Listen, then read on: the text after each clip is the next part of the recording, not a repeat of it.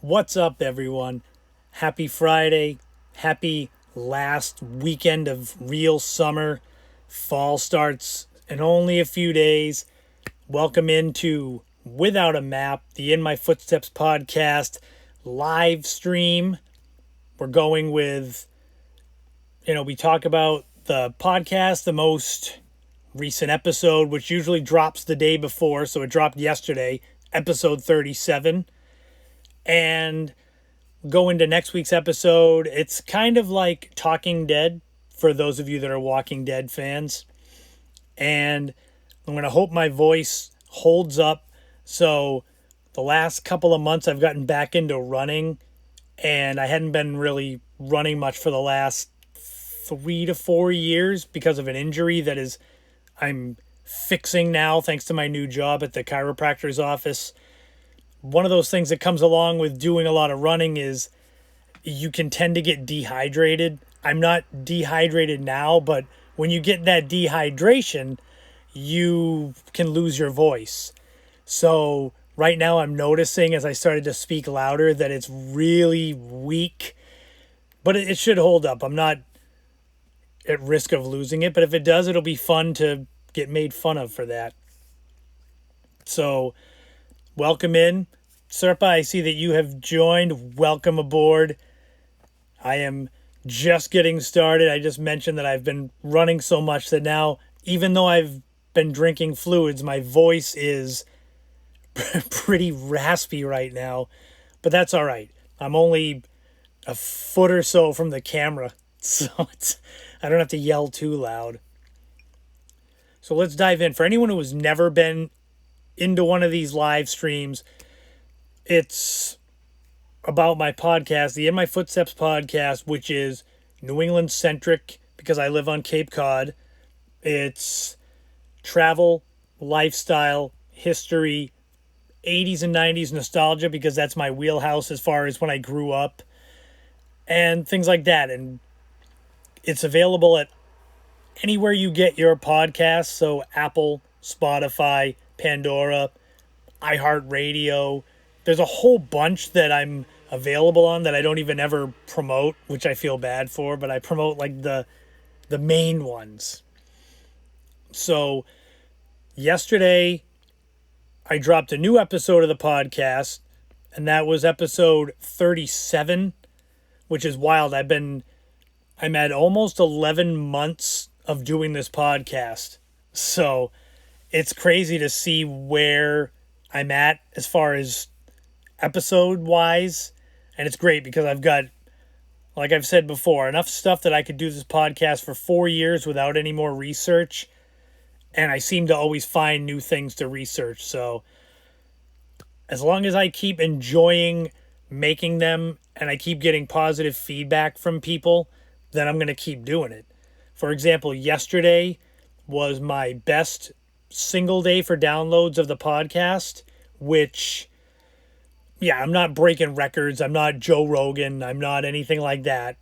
But the fact that I'm almost 11 months into this podcast and I'm still topping myself as far as downloads go, that really makes me feel good. It makes me feel like this has legs, that a lot of you that have been tuning in are enjoying it.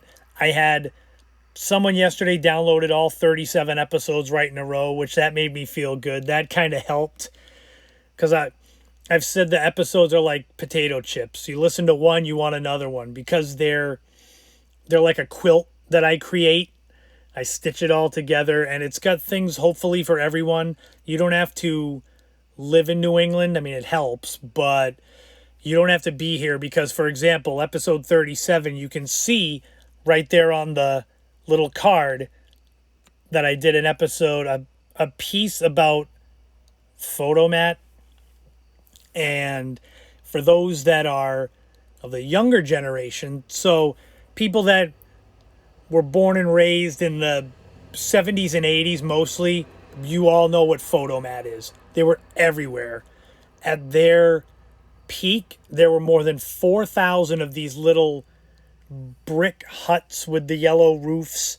And basically all they were photography development kiosks But the funny thing is, in doing research for the podcast, I didn't realize that they didn't develop the pictures there. I don't know why I thought that little, so on the right, the brick area, I don't know why. I thought that might have been a dark room. But granted, I was a kid when these were around. But I always thought they developed the photos there, but they didn't. They basically collected the undeveloped film and sent it away with a courier. And the courier brought it somewhere to develop, then brought it all back, and you would pick it up from the Fotomat. So you learn something new every day. So for anyone out there that isn't familiar with Fotomat, a lot of them were in mall parking lots or strip mall shopping center parking lots. Like this photo, I don't know where it's from. It was public domain, so that's why I used it. But basically, they're in parking lots. And in doing the research, I learned that a lot of these would get tagged by cars that would be driving through a parking lot and not expect to see this building. So Fotomats used to get rammed with cars. Hi, Lindsay. So my sister is in the chat, one of three. I can always count. It's great to see a lot of people pop into the chat, and I get kind of into a groove where I want to share different subjects, but don't think that I don't see you all pop in. And I appreciate everyone that takes a few minutes to come into my little world, my Talking Dead version of the podcast. Barry, what's up? So for those of you that have listened to the podcast a lot, I mention my oldest friend Barry, who helped develop. He basically develops and ran my website. And so he just popped in the chat. I shout you out so much, Barry. It's wild. People must think that you own the podcast or something. Like you're my landlord with it. But yeah. So Fotomat was a big deal.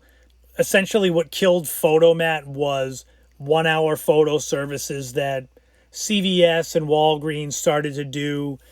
And then also the advent of digital photography, which made it, less necessary to bring actual film to a place to get it developed.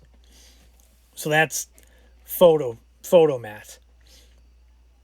And so, like I was saying, I do on these podcasts, I try to have something for everyone.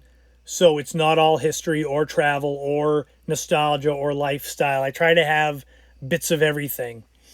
So one thing that I came up with more recently within the last few months was random top 5 lists, because I figured that would get conversations stimulated either from listeners to me or among people. And they're always in no particular order, and they're always just so random. You should see my list. I have at least 4 dozen ideas for top 5 lists, and none of them are the same. So some of you that have listened to the past, I've done last week's episode, it was movies that gave me nightmares. So that's just, I'm sure some of you got nightmares from some of those, but for this week I did, and there's don't worry, I kept all the photos. So what I've done is I do these collages.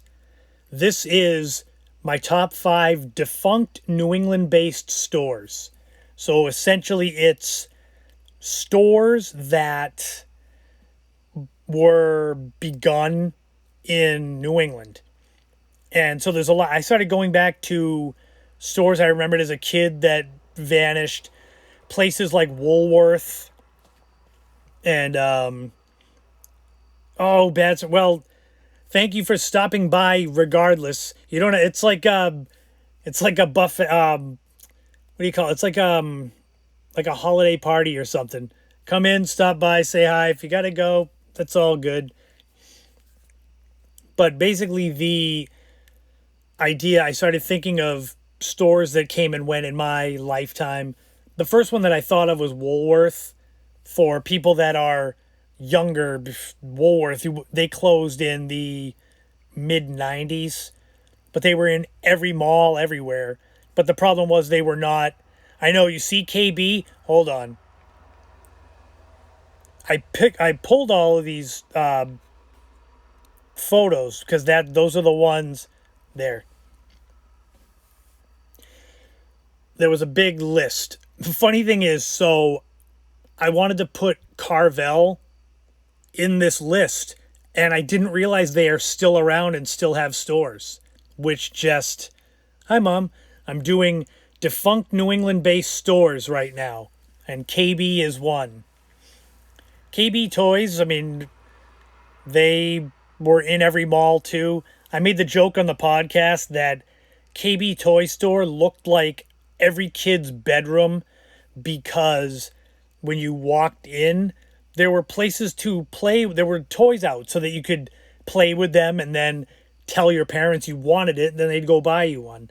But the kids would play with toys and then dump them everywhere. So there'd be toys all over the place. And that I just always found funny. It was like walking into your bedroom, except it was their bedroom had every toy ever imagined. So KB was one. Now you can see the rest because my face is over KB. So Ames, yeah, so see Ames and Caldor I knew of through commercials because on Cape Cod in the 80s we got Boston-based TV stations, so same as always. WLVI 56, WSBK 38. They had ads for Ames and Caldor, which, for those not familiar with them, they're basically carbon copies of each other. They are discount retail stores, very much in the same vein of Bradley's, like a step up above Job Lot, if that makes sense. And then Filene's was still around as recently as 15 years ago, I think. And they were in every mall. They were in the Cape Cod Mall. It was like right when you pulled into the entrance of the Cape Cod Mall, that Filene's logo with that, I don't know what you call it, but that font was right there looking at you. And now it's Macy's because they basically bought all the Filene's. Jordan Marsh, they were in every mall everywhere. They were in the Cape Cod Mall. They are still surviving in the way that they made blueberry muffins, I guess. So the recipe for Jordan Marsh blueberry muffins is still floating around.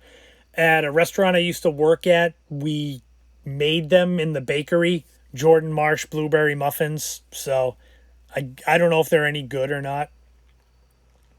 But that was the top 5 defunct New England stores. If anyone ever has ideas for top 5s, you can always send them along. I go with my memory. I think of anything from the time I'm alive. Basically, I can come up with a top 5 list. Like, I'm sure I'll have top 5 horror movies because October is coming up. I'm sure that's going to happen. In an upcoming episode, I'm going to do... So we had a bakery at the restaurant. And so they made them and they sold them in a showcase in the front. So I never really... It was basically like they made them for the customer. And this was after the place I was at was a smaller, family-owned, like a mid-side, like a clam shack type restaurant. They got bought by a rich guy who turned it into every other American fare restaurant. Not quite like Applebee's or Fridays, but very much sterile and looked like everything else. And when they came along, they were the ones that was like squeezing the penny until Abe Lincoln's eyes popped out. So we weren't allowed to do anything like that. So also on episode 37, I spoke about the brief time that I actually wrote for the Travel Channel. Hi, Emma. My niece Emma's in the chat now. So the story of Travel Channel is actually interesting because they reached out to me because they were looking for someone with Cape Cod ties to do a few articles for their website. And this was 2014, so I had one book and my travel blog. So I didn't have a lot of presence on social media. And they reached out to me. So I actually, oh, you can't really see it. I went to their website and I grabbed the article to throw it up on the screen, and now it's too big. My face is in the way. Interestingly, I did 3 articles for them. This one, Cape Cod's Best Bread and Breakfasts, that was the one I talk about a lot on the podcast because that was the most fun, because I had to do a top 10, and I reached out to all of them and said, hey, I'm writing for Travel Channel about top 10 bed and breakfasts. And you'd be amazed how mentioning Travel Channel opens a lot of doors for you. So basically, all 10 of these places wanted me to come and stay there. And because I was working in a restaurant at the time, when you work in a restaurant, you don't get the prime days off, like Saturday, Sunday. Now that I'm in fitness and writing, I can get Saturday, Sunday off. That wasn't a thing. So going and staying at a bed and breakfast in the off season midweek, it was kind of tough. I think I got to stay at 2 of them. Brewster by the Sea, which is, you can see there, I stayed there. And Old Harbor Inn in Chatham, I stayed there as well. The other ones I think I had breakfast at a couple of them and got tours, but it was kind of like I had to have that carrot where, oh, I'm writing the article. I couldn't go back to them after it was done and say, now can I stay there? It's like, no, it's too late. Get out. But the funny thing is, I wrote the 3 articles, and if you go to Travel Channel's website and you just type in Cape Cod, my 3 articles are right there, except there's one big thing missing, and that's my name. And that's the whole catch with writing for Travel Channel. As a freelance writer, you send them the content, they pay you for the content, but then that's it. They own it. You don't get your name on it. So even though I'm sharing this with you, if you go there, you won't see my name. I could produce the emails and such to prove it, but it's other than that, anyone could have written this, which is a shame because, yeah, literally, it's like, and I went to them last year. I sent an email to one of the producers, and I just said, is there any way that I can get my name on it? Because it's a nice little thing to put in your portfolio. I've put it in all my books recently where I say that I wrote for Travel Channel's website because it's true. But you never know when you're going to get some kind of, D-bag that's going to go and find it. But your name's not on it. You're a liar. And say, well, thanks. So, yeah, that was my Travel Channel story. Coming up next week, I'm very excited about this episode. I recorded it yesterday because I couldn't wait. So next week is going to be the 30th anniversary of the release of Nirvana's Nevermind album, which I don't know how the hell it's been 30 years, but literally today is the 30th anniversary of Guns N' Roses' Use Your Illusion 1 and 2. And I remember buying the cassettes that's got it looks like a cartoon drawing of Axl Rose writing lyrics down. One is red, one is blue. But it's a bonus episode. So the entire episode is going to be dedicated to this album. And I really go into my fanboy phase because I just talk about what it meant to me way beyond. I know, can you believe it? So at some point, maybe in December, I'm going to do an episode about 1991, the year in music overall, 30 years later, because of all these albums. Hi, Shlee, welcome.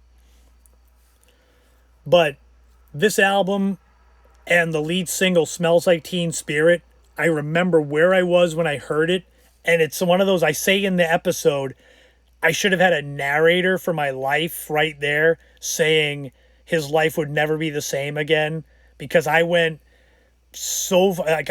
I heard the riff, the chords, Smells Like Teen Spirit, coming from my friend Matt's little AM FM clock alarm radio, and it was like everything changed. And Kurt Cobain was, outside of family, the single biggest influence on who I became, because it was like, even though he was speaking from his own experience, it was like he was speaking to me. And being 13 and 14 years old and going through all those changes, to have someone that was almost like your sounding board, where he'd have some lyrics and be like, oh my God, that's how I feel. That's what that means. Now, granted, being 30 years ago makes me feel old as hell, but that's fine. And so, for those of you that, I mentioned it last week, for those of you that tuned in to the live stream, I made a promise that I would share an embarrassing photo. So, when I said I was a child of grunge and that it influenced me a lot, and I said my senior photo, I had my red flannel and you can't see my torn jeans, but believe me, they're there. Barry can attest to that. I had like they weren't blue jeans, they were like really dark, like black jeans, and they were just shredded. Oh my God. That's my senior photo. I promised that I would share it, partially because I've kind of aged well, so I don't look too bad for that being 25 years ago. But there's no teenage angst there behind those eyes. As like the lyrics for like one of the songs would just go through my head. Oh my God. I wish I had that flannel still. So I kid you not, one of my clients that I train at home, she has 2 kids, and a boy and a girl, and the little boy is 1.5 years, I think. And I went there today, and I go down in the basement where we work out, and he's there, and he's got a short sleeve flannel that looked almost like that, and I freaked out. Oh my God, I love your shirt. And he's just laughing. Like, I want that shirt. Now it's like my nieces wear flannels, although I don't know, Emma, you don't wear flannels, do you? Kaylee does. I've corrupted some of the members of my family with my fandom for Nirvana and grunge music and that whole alt scene. I corrupted Ashley. I corrupted Emma. So my niece Emma that's in the chat, the funny thing is that she listened to Green Day's Dookie album that came out in 94. When she listened to it, she was 16. And when it came out, I was 16. And I said, boy, that's kind of a weird little symmetry.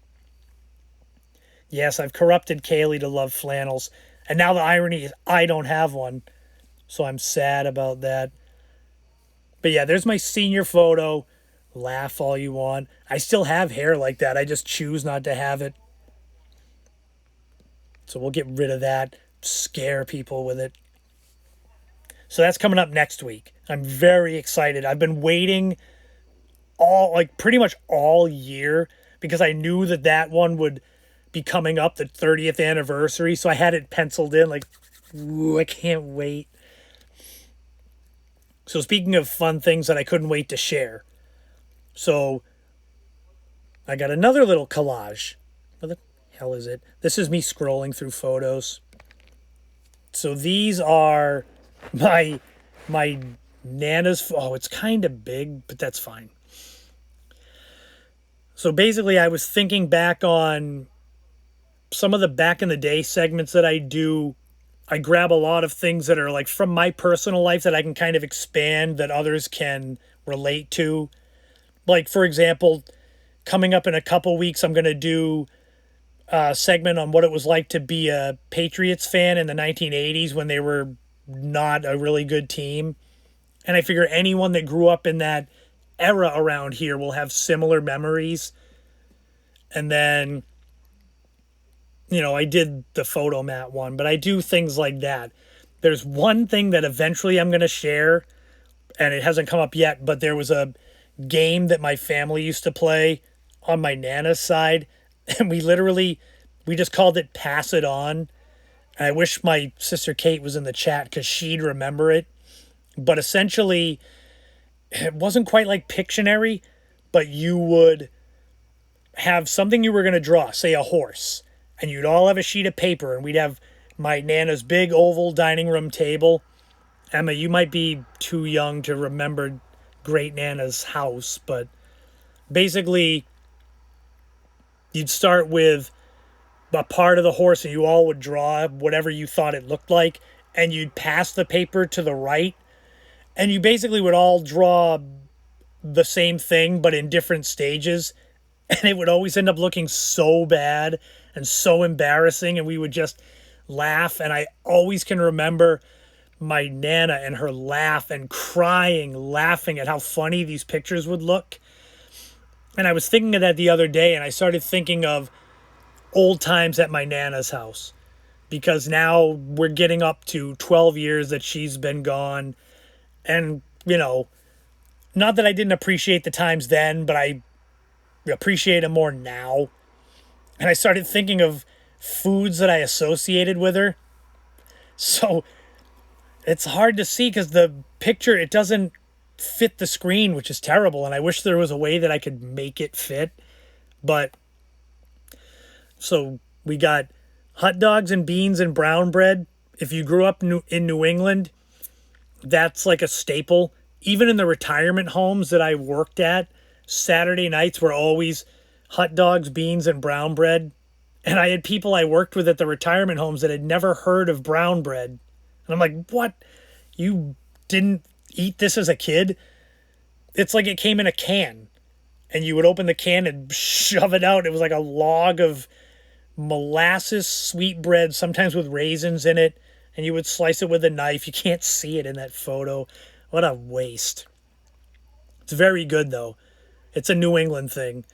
You either love it or hate it. I think that's kind of how it is. I love it. Sun tea. I tried to find a container that looked like the one my Nana had.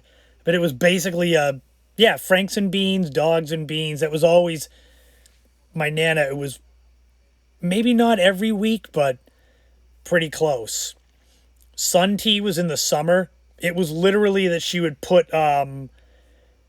tea bags out in the sun and just let it, I guess, ferment, but that sounds bad. And then, so the horse's neck.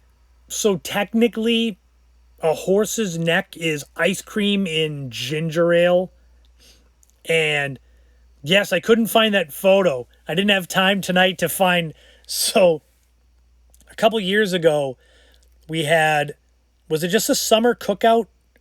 There was a summer cookout, I think. And I wanted to grab some of these things that reminded me of the old days. So I grabbed brown bread. What else did I grab? It was like, I can't think of the name, but you get Christmas cookies. They come in a round blue tin. They're like royal something. That was always a Nina thing. I always remember her having those tins, the blue ones with the different sugar cookies. I brought those. I don't know what else, but we couldn't get the can of the brown bread open. We were literally like grabbing a wrench and like peeling it open. It's like, God, what happened to us? We used to do this every week. So the one behind my face is inside out ravioli, which that one, my Nana would call it inside outside. But it was kind of like baked ziti. I guess that's all I could describe it as if you've never heard of it. But I put that together to kind of share some memories of my Nana.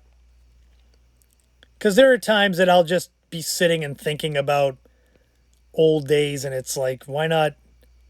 See, there's my, of course, this is the times I wish I could minimize this screen.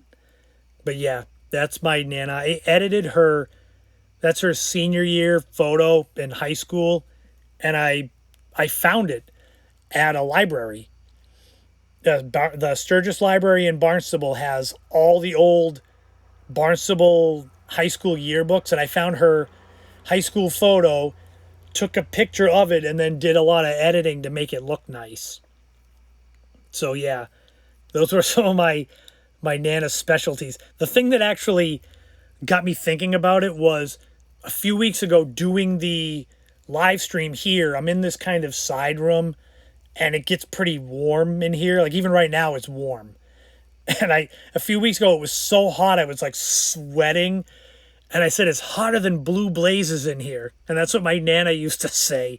And I had to look it up. It was an actual phrase. It's more of a Southern phrase, which makes no sense that she would say it, because when I say I'm 12th generation Cape Cod, it's literally her line. So she didn't grow up in the South, unless it was like South Barnstable. But she had Southern catchphrases for some reason. So in this past week, I passed 1 year of being alcohol free. And so I celebrated by just getting in my car and driving with literally nowhere to go. Those of you that are familiar with Massachusetts Cape Cod, we have Route 3 that goes up from, thank you, Tim. It goes from Cape Cod up to Boston. But right alongside of it is Route 3A. And it's kind of like 6A on Cape Cod, where you go through all the same towns, but the traffic's a lot less. And it's great for sightseeing. This is, ironically, Gray's Beach in Kingston. Gray's Beach, a.k.a. Bass Hole. That's in Yarmouth. But this is Gray's Beach in Kingston. I didn't know there was another one. They don't call it Bass Hole, though. They should call it, I don't know, Check Ya Bass Hole. Barry would remember, maybe. I don't know. I have these memories, like random things from when Barry and John and I, that was like the Three Amigos. I don't know, I'd probably be like Steve Martin, maybe Chevy Chase. Who would we be for the three? Now this is like going very random. But it's like, who would we be of the Three Amigos? I would think I'd be Chevy Chase because I was the one that liked to just like fall down and break my neck. But I don't know. We're going to have to Photoshop our heads onto Three Amigos poster now. Yeesh. But yeah, it's not something that I promote a lot because stopping drinking, because I'm not anti-alcohol. I just know from my experience that I cannot, don't worry, I'll still be here, but I know I cannot go to a bar, have a drink, and have it be like a Saturday night thing, because I'd love to do that, but I've tried and failed many times where having a drink turns into 2 or 3, that turns into a couple days, turns into weeks and months, and it just got to be, I'm going to be 44 years old. It's not cute and it's not cool to drink all the time. Going out and having a few drinks is great. That's people that can handle it. I just realize I can't. Now, granted, I kind of switched from alcohol to edibles. So, I'm actually going tomorrow to a dispensary to get some chill drops that are these edibles that are THC with a higher dose of CBD in them. Because I've noticed my stress level's been up, and so I want to lower it. But yeah, I have no intention of drinking probably, I don't want to say never again, but I said it on the podcast, I'll say it again, nothing good in my life has ever come from drinking. Like, there are good times that I can say, ooh, I'm not, like, it's nothing like, boy, I'm glad that I had all those drinks. Because it's just, whatever. But yeah, I passed the 1 year. Now we go from there. That was on September 12th. I remember last year, I literally was like, I'm going to mourn September 11th and drink, and then tomorrow I'll start. That literally was I ran out of excuses. Oh, 39, he's getting close. You got to like rag on him, like have like a countdown calendar. How many days left in your 30s? Oh my God. Now, granted, hitting 40 seems like a big milestone, but literally the next day it was like, okay, nothing's different. Like when I think back of all the ages, like the ones where it felt like things changed, there's like 21, I guess 18 and 21. And then after that, it's like, it's all relative. Turning 30 really didn't do anything because you say, oh, 30, it's downhill from here. Well, I was in the best shape of my life at 38, 39. I was in better shape than I was at 25. So you can't use that. And with the way, like I showed you my senior photo, do I really look that different from that guy? I look better than I do there. And that's 25 years ago. I also didn't know how to smile. So I'm actually glad my sister Kate is not in the chat because there were outtakes of these photos where I didn't know how to smile with teeth. I don't know why. That's like a random thing. Like some people can't crack their knuckles. I couldn't smile right. So that's why it's that one where I look like I'm a douche, where it's like, yeah, I'm not going to smile. No, it's because I didn't know how to write. I'm like, that's the best I could do. But yeah, there's outtakes that are crap. But yeah, that was 25 years ago. I don't think I've aged that badly. Who knows?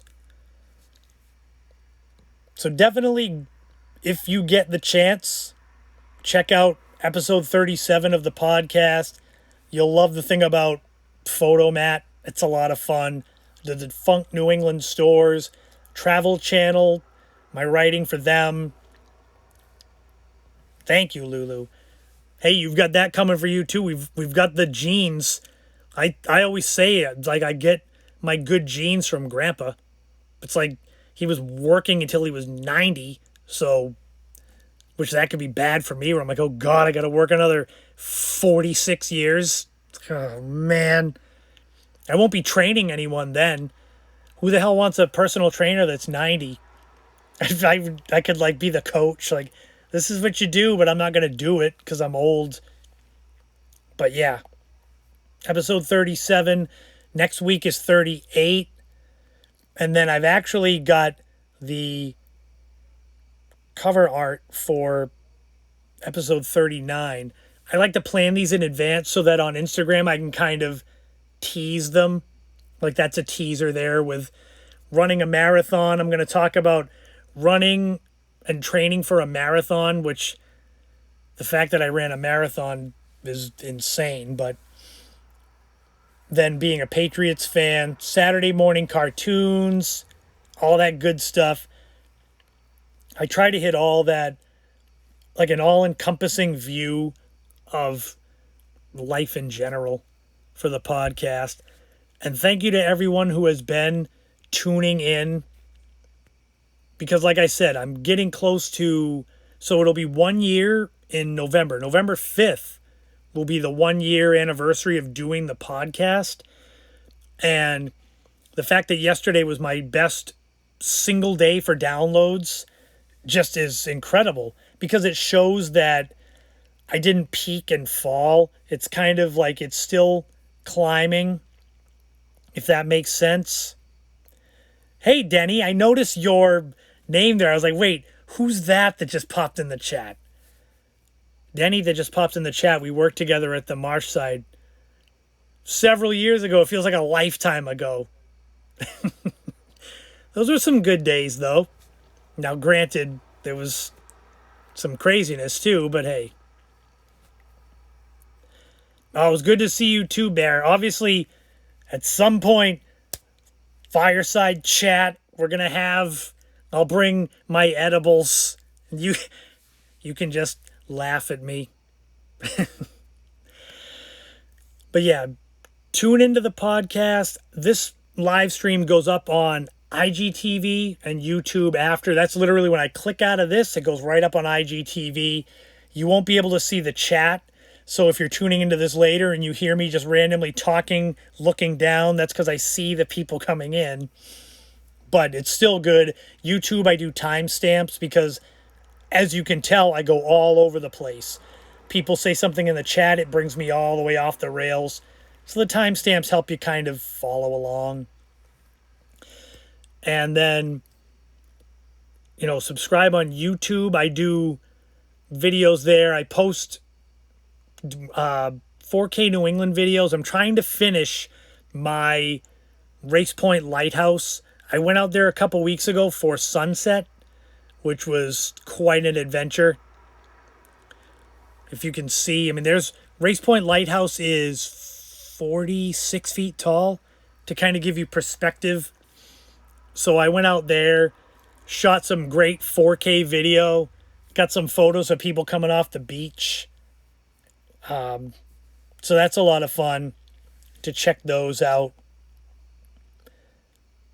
And you can always follow me on Twitter. I'm always sharing stuff from the podcast there. And if anyone ever has any questions, comments, I've wanted to do a Q&A segment for the podcast, but you need Q's to A. So it's kind of like, I bring it up every now and then, but I don't really hammer it home. I should do that. Instagram has a feature that's like, it says ask me anything, which is a scary proposition to put out there, but maybe I'll do that one of these days and just field some questions and throw them into the podcast, because that's a nice way to interact with people. Because like talking to those of you that come into the chat is great, but when I do the podcast, it's like I'm just talking into a mic and hoping that you all listen to it and like it. If you review it on Apple, Spotify, wherever, that's really excellent. I got my 7th 5-star review on Apple, so that's very nice. But the best thing you can do is share it if you like it. That's the main thing, because I can market my own work and say it's great, and I think it is, but it's better if others say it and not ones that are like paid sponsors from me. So hopefully you get out and enjoy the last weekend of fall before fall starts, because right now it's pretty humid. It's supposed to be nice tomorrow, and I'm hoping to get out and do a little more running. That's why, for anyone that tuned in late, the reason why I sound like this is I've been running more, and it's almost like my lungs aren't used to it. And so it's not that I'm dehydrated, it's just that anaerobic exercise where you go beyond your threshold. It's like my lungs aren't the same as they were when I was doing 20-mile training runs. So yeah. The option to tip, you mean like the buy me a coffee thing? There's a buy me a coffee is a website that if you want to go and donate to the podcast, I use it for advertising for the podcast basically. So I always mention that when I record the actual podcast. So it's not like you donate to the podcast and then I go out and I buy Chinese food with it. It's more reinvesting in what I'm doing, because you never know. All it takes is the right set of eyes and ears to enjoy what I'm doing. That's how it was getting me a book deal. And so that's kind of, you never know. But thank you all for tuning in. I'm going to definitely have something else to drink because it sounds like my voice is fading away, which hopefully it hasn't been too bad, but So check out episode 37. Tune in this coming Thursday for episode 38 about Nirvana's Nevermind album, 30th anniversary. I can't wait. Hopefully you'll like that. And, hit me up on Instagram, on Twitter. You can shoot me an email, ChristopherSetterlund@gmail.com. Anything to do with the podcast that you like, bring it on. Enjoy the rest of the weekend. Happy Friday night. And I will talk to you all again sooner than later. Take care, everyone.